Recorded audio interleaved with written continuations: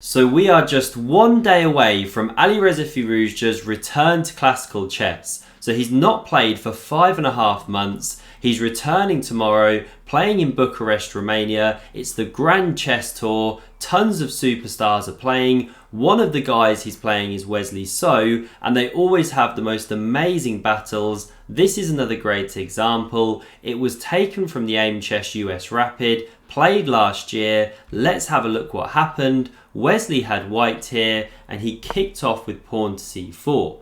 So Alireza went pawn e6, knight c3, and after pawn to d5, pawn d4, we're now back in a queen's gambit declined. So knight to f6 played, and now Wesley took on d5. After the pawn recaptured, this is the so-called Carlsbad structure.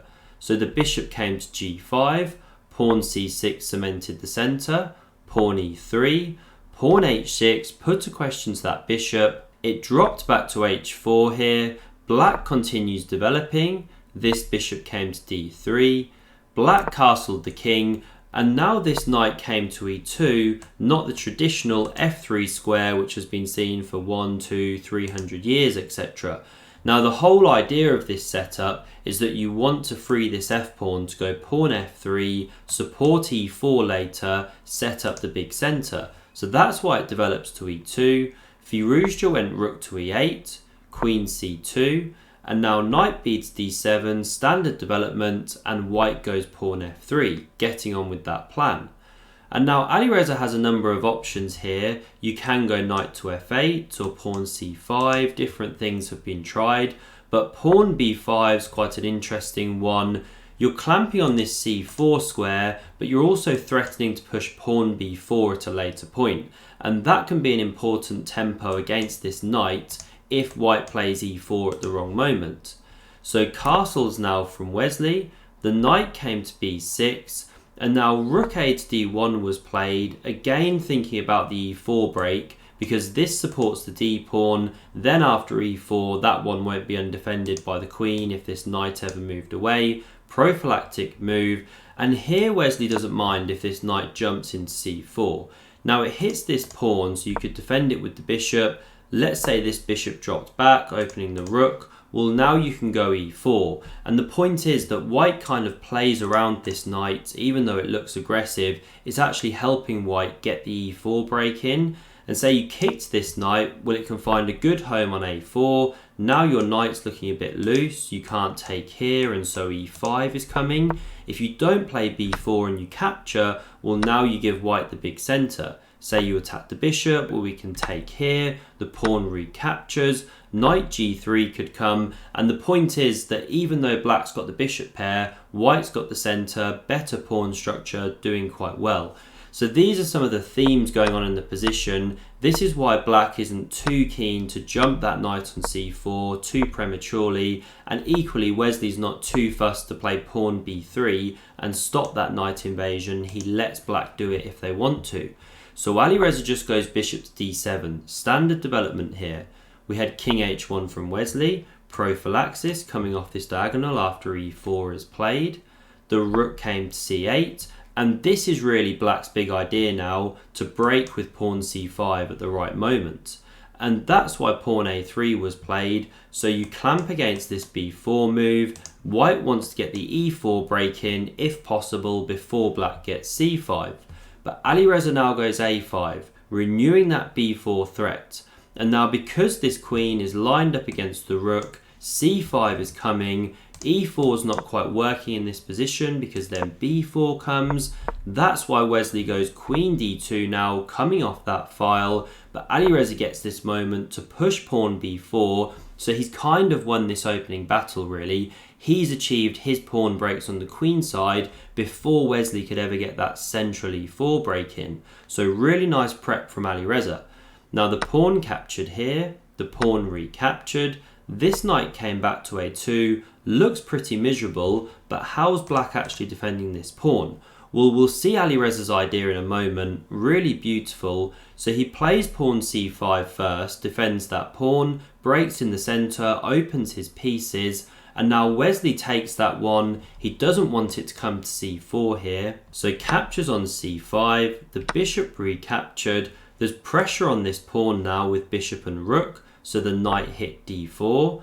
This knight came to c4, and now you can't live with it on that square. It attacks too many things, so the bishop captured, pawn recaptures, and Wesley actually picked up on b4. So he is a pawn up here, but Alireza came up with a superb move in this position, unleashing tactics, which he does so well. If you want to look for it, please do so. And if you're enjoying this video, consider hitting that like button and subscribing to the channel if you haven't done so already, to never miss a Grand Chess Tour game in the upcoming weeks. So here Alireza played knight to e4, a fantastic move, opening up the queen on this bishop, and this knight attacks the queen on d2. And now white doesn't have time to take the queen on d8 here, because then black takes on d2, and after the rook recaptures, the problem is the queen has now left the defense of this knight. So black can take here, you also hit the rook, this piece is also hanging, black's completely crushing, that's a one position. So the only move to play here was pawn takes on e4, that's what Wesley did. Alireza now bounced out here, and he hits this pawn, and Wesley goes wrong now. They are in time pressure, of course, this is rapid chess. So he simply had to play rook to f4 here, defending this pawn, hitting the queen. The queen would go somewhere, g5, h5, maybe back to d8, and then this knight can hop into d5. The position's roughly level. But what Wesley did was play knight d5 immediately. But the problem with this is you're just dropping this pawn quite simply. Now the knight is also loose, so he's just miscalculated this position. He drops the knight back to c3, hits that queen, but now Alireza takes on e3, and he's actually a pawn up in this position now and completely crushing, got the bishop pair, lots of pressure. So Wesley swapped the queens off, the rook bounced in, knight c2 was played, hitting that rook, but it came into d3 here, also protecting its bishop, which was attacked. And now best here for Wesley would have been knight to e4, attacking that bishop, trying to stir things up a bit. Instead, he took on d3 here, the pawn recaptured, and now his pieces are just backpedaling. That one comes to e1, pawn d2, knight f3 hit the pawn, but the bishop defended, and after the rook attacked it for a second time, now this bishop came to g4, pinning the knight, so you can't win that d-pawn. White's in all sorts of trouble. So pawn h3 was played, breaking that pin if possible. Alireza captured, smashing up the pawns. The f-pawn recaptured here, and now pawn f5. Sometimes this pawn's coming all the way to f4, supporting the bishop. So we had king to g2, rook b8 played, attacks this b-pawn, and it's basically impossible to defend. If you go knight a4, then that one's just completely shut out of the game. It's so passive. You can march in the king, you can go pawn f4. That's just a killing position. So here Wesley went rook to a1. He tried to get active. Alireza took on b2, and now rook a8 check was played, king h7, and knight d1, forking both of these pieces. And here Alireza actually goes slightly wrong. You wouldn't think he did, it looks like a great move, but he should go rook to c2 here, because then after the knight takes on e3, if it does, well, you can actually queen the pawn, you're checking the king, so the knight would be forced to take here, the queen recaptures, that's completely winning. And if instead of taking that bishop, white just waits on the position, say you go king to f1, well, now you could go bishop to f4, for example. You save that bishop, you're still holding the pawn. This knight's miserable, this rook's very active. This is winning for black. You can slowly march in the king, etc. But what Alireza did here was he went rook to b1, allowing the knight to take here.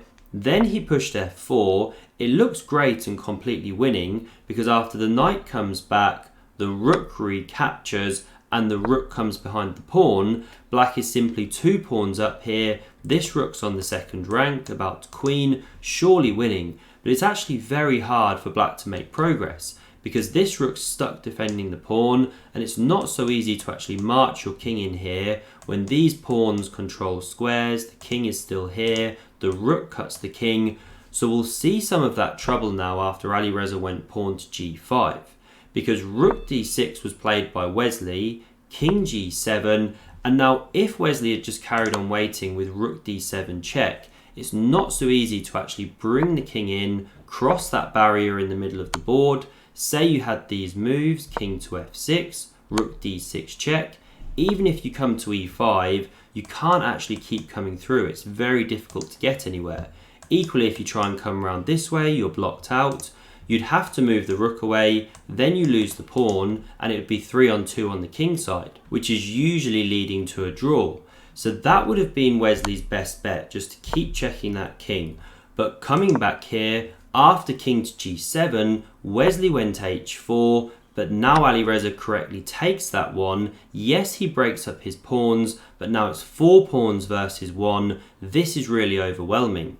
So rook to d4 was played, pawn h3 check, and now the king didn't take this pawn because then you go rook h1 check. The king goes somewhere and then you queen the pawn. This is the big problem. So the king has to stay on this second rank here. It can't move off these squares. So it came to h2.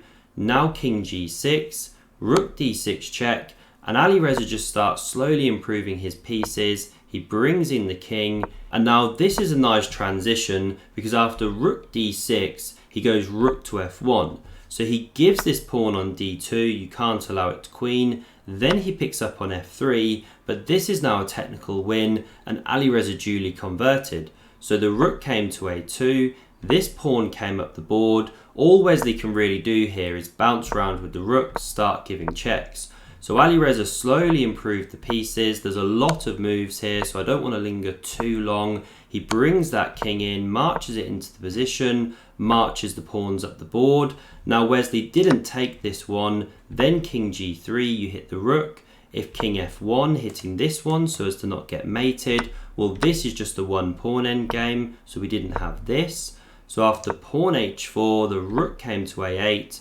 Again, Wesley just wants to check wherever he can, but Alireza slowly and surely brought these pieces in, and in the end it's actually this f pawn which wins out the game. That's the one which is being shepherded down the board here, as we'll see. The h pawn was given. There was a few more rook moves, a check from Wesley, rook a1 check, and after this pawn reaches f2, now this is critical, because king h2 was played, but king e2 was now the final move of the game.